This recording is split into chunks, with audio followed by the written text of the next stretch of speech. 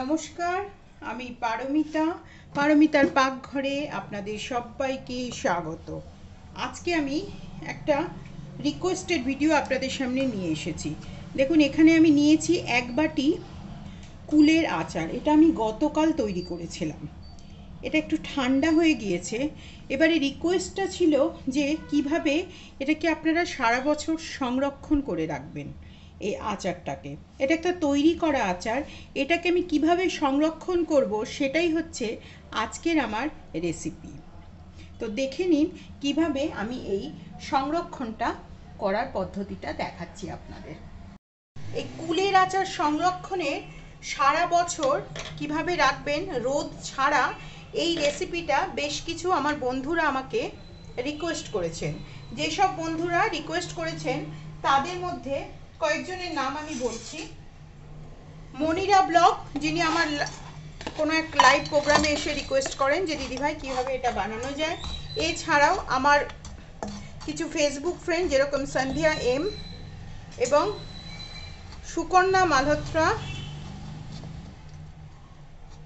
অদিতি নায়েক, এরকম 3-4 জন 5 জন এবং আরও বেশ কিছু মানুষে কিন্তু এটা অনেক কোনো পারিবারিক বন্ধুরাও অনেক রিকোয়েস্টের পরে এই ভিডিওটা আমি আজকে নিয়ে এসেছি। আমি মাঝে মাঝেই ভিডিও নিয়ে আসি আপনাদের কাছে রিকোয়েস্টেড ভিডিও, কিন্তু সেটা সব সময় হয়ে ওঠে না। আমি আজকে এই রিকোয়েস্টেড ভিডিওটা আপনাদের সামনে নিয়ে এসেছি। দেখুন, আমি এখানে তৈরি করা আচার কিন্তু আমার অলরেডি তৈরি করা আছে। এবারে মাত্র 3-4টে নিয়ম যদি আপনারা ফলো করেন, সারা বছর রোদ্দুর না দিয়েও কিন্তু আপনারা আচারকে কোনো রকম ফাঙ্গাস ছাড়া বাঁচিয়ে রাখতে পারেন। দেখুন, এখানে আমি কিছুটা আখের গুড় নিয়েছি, অ্যারাউন্ড 300 গ্রাম এটার মধ্যে গুড় আছে। যেহেতু ওটা প্রায় 500 গ্রাম মতন আমার আচারটা রয়েছে, সেজন্য আমি 300 গ্রাম মতন এখানে গুড় নিয়েছি। দেখুন, গুড়টা অলরেডি গলছে, কিন্তু তার সাথে আমি অল্প পরিমাণে খুব সামান্য একটু দেখুন জল দিয়ে দিচ্ছি। এই জলটা দিয়ে আমি গুড়টাকে বেশ একটু গাঢ় হতে দেব। এই যে দেখুন গুড়টা এখন এই যে গলাচ্ছিলাম, গুড়টা দেখুন একটা এরকম বেশ চিটচিটে মতন তৈরি হয়েছে। এই যে এরকম একটু চিটচিটে মতন তৈরি হয়েছে। গ্যাসের ফ্লেম কিন্তু একদম কমিয়ে রাখতে হবে। এই যে একদম কমিয়ে রেখেছি আমি গ্যাসের ফ্লেমটা। এবারে এর মধ্যে যাতে না সারা বছর ফাঙ্গাস এবং পোকা ধরে, সেজন্য দেখুন আমি একটু সামান্য পরিমাণে হিঙের গুঁড়ো দিচ্ছি। খেয়াল করে দেখবেন পরিমাণটা অত্যন্ত কম। এই হিঙের গুঁড়ো দিলে কিন্তু যে আচারের গন্ধ অল্প নষ্ট হয়ে যায় তা নয়, যেহেতু অল্প পরিমাণে আমি খুব সামান্য পরিমাণে হিঙের গুঁড়ো দিলাম। আর যেটা মেন ইনগ্রিডিয়েন্টস করছি সেটা হচ্ছে পোকামাকড় থেকে বাঁচাতে। দেখুন, আমি বেশ কয়েকটা লবঙ্গ নিয়ে এসেছি। এই যে লবঙ্গ, এই লবঙ্গগুলো আমি এর মধ্যে কিন্তু দিয়ে দেব। দিয়ে এটাকে আবার একটু এই লবঙ্গের জেস্টারটা বেরোবার জন্য আমি এটার মধ্যে মিনিট 2-3 একটুখানি এইভাবে কিন্তু এটা ফুটিয়ে নেব। খুব বড় মুখের একটা পাত্র আপনাদের সামনে দেখুন নিয়ে এসেছি। এবারে এই যে কুলের আচারটা বানিয়ে রেখেছিলাম, এই কুলের আচারটা এর মধ্যে আমি ঢেলে দিচ্ছি।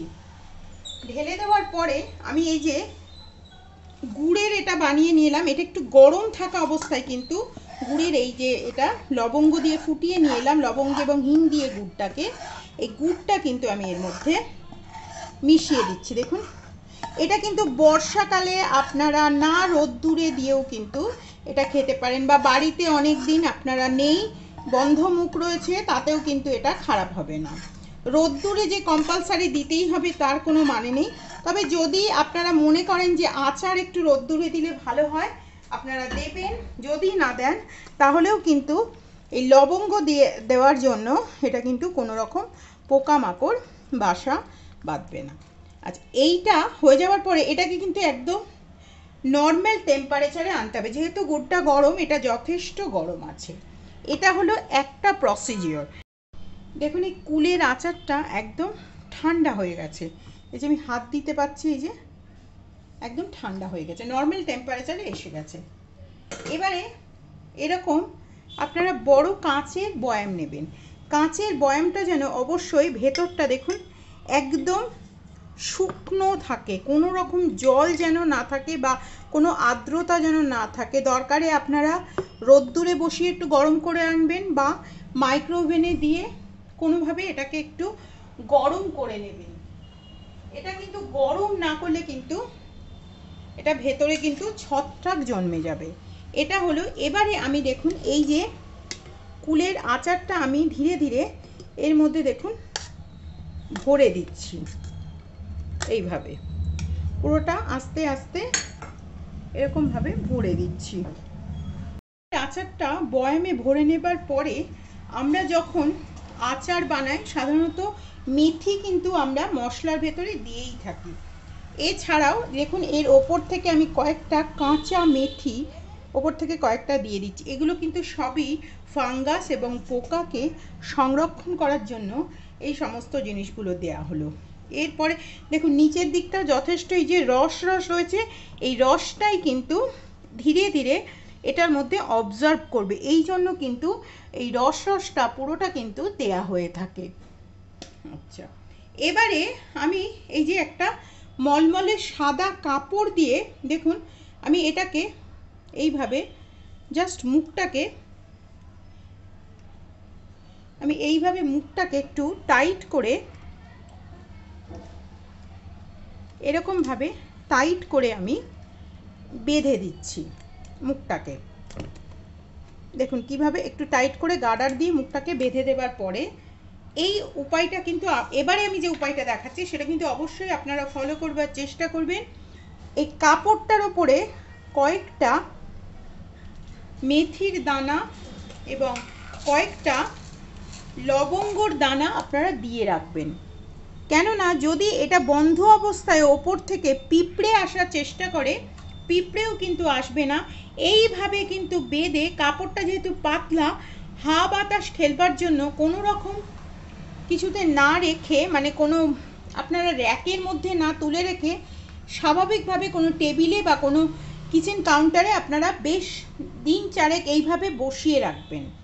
আর যদি রোদ্দুরে দিতে চান রোদ্দুরে দেবেন, অসুবিধা কিছু নেই, কিন্তু রোদ্দুরে না দিলেও কিন্তু এটা সুন্দরভাবে কিন্তু থাকবে। দিন চারেক পরে এই অবস্থায় কিন্তু আপনারা এটা বন্ধ করে দেবেন মুখটা এইভাবে। এখন প্রশ্ন হচ্ছে, আপনারা জিজ্ঞাসা করবেন যে এইটা যখন খুলে আমরা খাবো তখন তো এগুলো সরে যাবে। ঠিক, এটা সরে যাবে, কিন্তু যখনই আপনারা আবার বাঁধবেন সবসময় এরকম পাতলা কাপড় দিয়ে মুখটা বেঁধে এইভাবে রাখবেন। আবার কয়েকটা এরকমভাবে দিয়ে রাখবেন বা এইগুলোই দিয়ে রাখবেন, তাহলে কিন্তু কখনোই পোকা মাকড় কোনো রকম আসবে না বা কোনো রকম ফাঙ্গাস জাতীয় কিচ্ছু কিন্তু এতে আসবে না। এই যে দেখুন,